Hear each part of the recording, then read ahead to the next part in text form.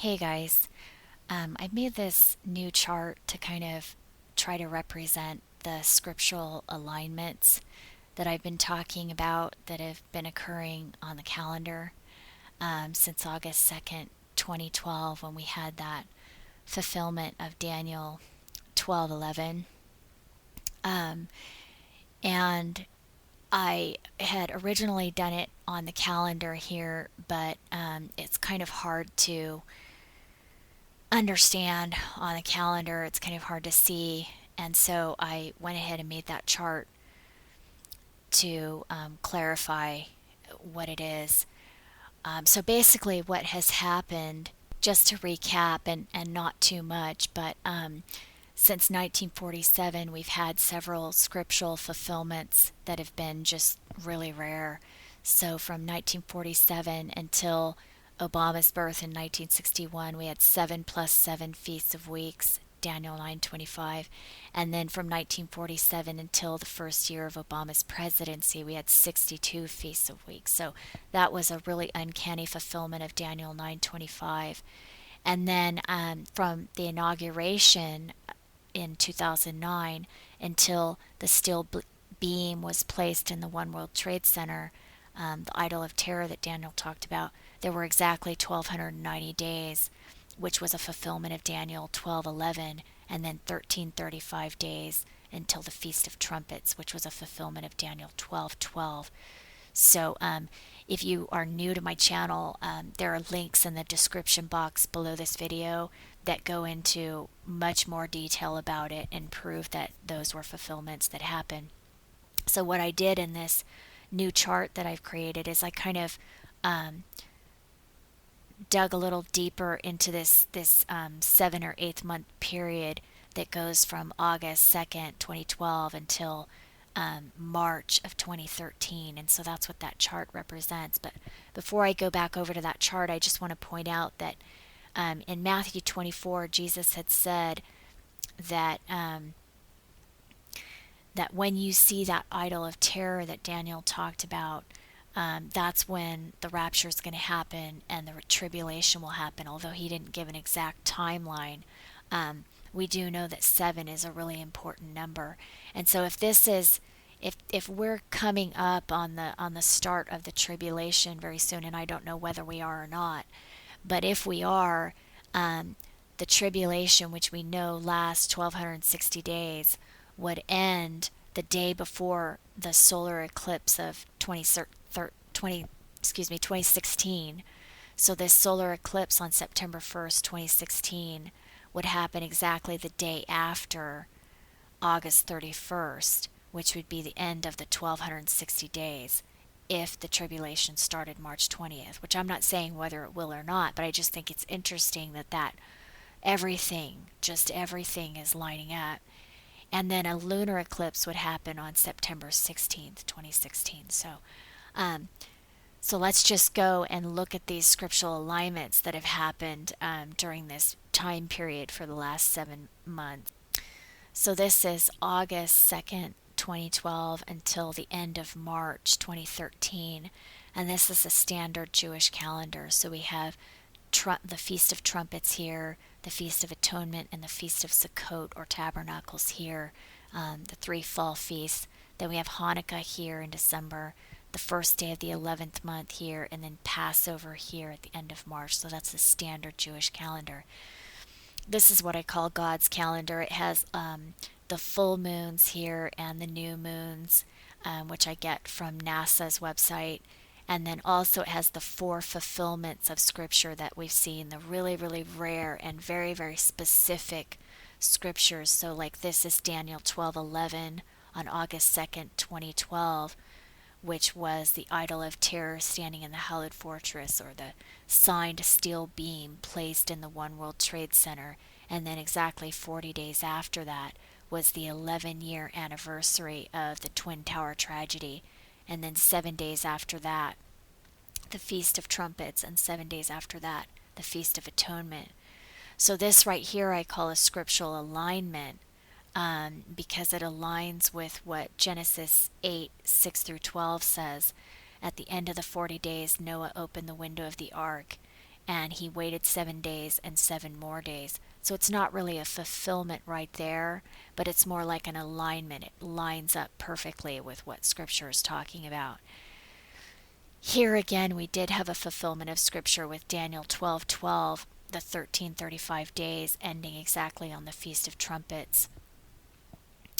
Then we had a fulfillment of Revelation 12:4 with the Draconid meteor shower happening on the last day of Sukkot, and before the Revelation 12:1 through 5 sign, which occurred on October 16th, 2012, and was also extremely rare. The last time that it happened was in 1570, and the next time it happens is in 2454. And again, there are links in the description box below explaining that in detail. But so what I've done here is I've taken these really major fulfillments of Scripture, and I've set up the biblical timeline according to those to see what would happen. So for example, we know from Exodus 40 verse 2 and 3 that the first day of the first month was when Moses set up the tabernacle and put the ark inside. So it kind of seems to parallel the setting up of the One World Trade Center, the shrine, and putting the steel beam inside. So if I were to put that event as the first day of the first month, then the biblical timeline would follow, and that's what this green timeline is. All of these other timelines are the same biblical timeline that we find in Scripture.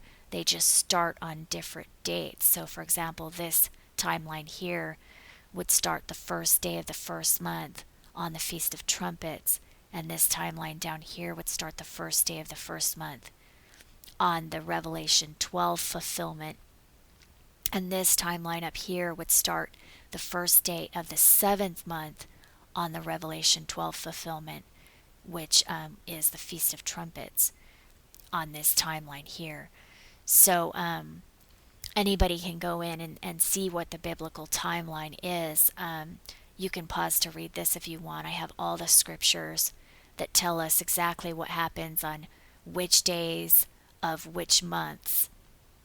So the first month, the second, third, fourth, and so on, all the way up to the 11th month I have in here. It's not every single thing that's in Scripture, but it includes all the feast days and some other stuff as well. So when I did this, I found that when all of these timelines were layered together, there were all these alignments that happened. So for example, Noah's 40 days of rain ended up starting on this timeline exactly in alignment with the standard Feast of Trumpets, and ending exactly in alignment with atonement on this other timeline. Again, Moses's 40 days started exactly on the last day of Sukkot from the standard timeline, which was the fulfillment of Revelation 12:4. And then on this timeline down here, this one was really interesting. This timeline that started the first day of the first month on the Feast of Trumpets. This has Noah's 40 days of rain starting exactly on Halloween and ending on Hanukkah, and Moses' 40 days starting exactly on Thanksgiving Day and ending on New Year's Day. So this was really interesting to me because the story of Moses coming down from the mountain after 40 days was all about the golden calf. So the Israelites were worshiping this golden calf that they had set up. And Moses dropped the 10 Commandments and they broke.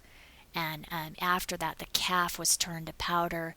The Israelites were forced to drink the powder, and 3,000 of them died after they became sick from the powder.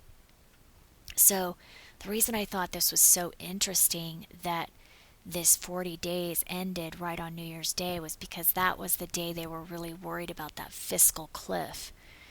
And New Year's Day of January 2013. So also we had these really bizarre fulfillments of Scripture that happened starting in 2001 when the Twin Towers went down. We had that stock market crash. And then 7 years later, the Dow dropped 777 points on the Feast of Trumpets in 2008. And then 4 years after that, we had Hurricane Sandy hit New York City. So in the story of Noah and the flood, Lamech, Noah's father, died after living 777 years. And 4 to 5 years after that was Noah's flood.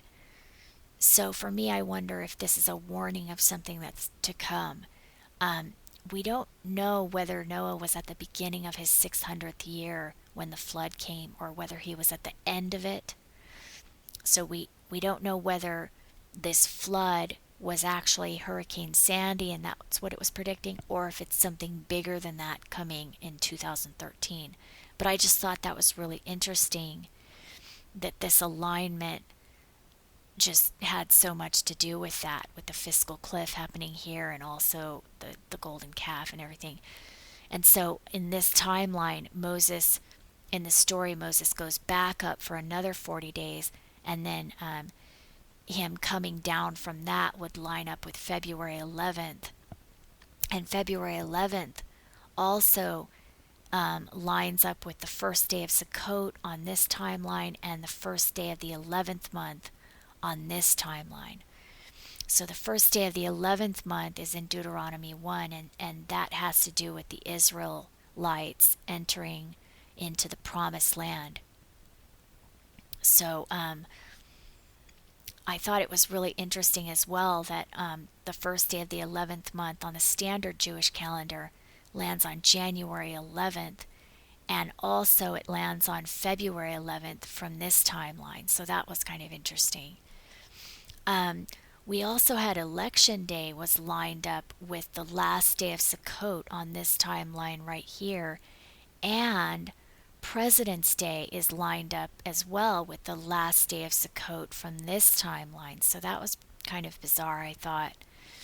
Then we have down here on this timeline, Noah exiting the ark on Hanukkah, and then 14 days later is Christmas Eve. And we know that we saw a double fulfillment on Christmas Eve 2012 of that vision that I saw in 2011. And again, that Proof the Visions Come True playlist is in the description box below this video. But that, I believe, is a warning having something to do with Connecticut and New York. So there's something going on there. And then the thing that really blew my mind was this alignment with December 21st, 2012, with Moses ascending into the mountain of God for 40 days. And that happened exactly on December 21st, according to this timeline here. So that blew my mind as well. Again, I don't really know what all of this means, if anything. I just wanted to share it with you guys. And this timeline also starting on August 2nd, because Jesus had told us, when you see that idol of terror that Daniel talked about stand in the hallowed fortress, then know that the rapture will happen next, and then the tribulation. And we also know from several scriptures, including Nehemiah 7 verse 73, that when the 7th month came, the children of Israel were in their cities.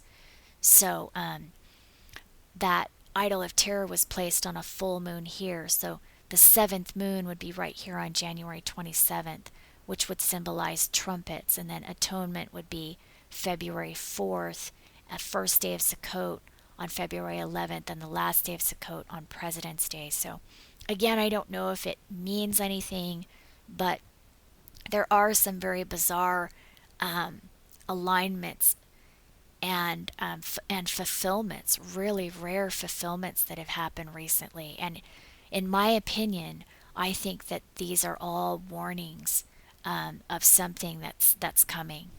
And so I just wanted to throw that out there. I hope you guys are doing well, and I'll talk to you soon. Bye.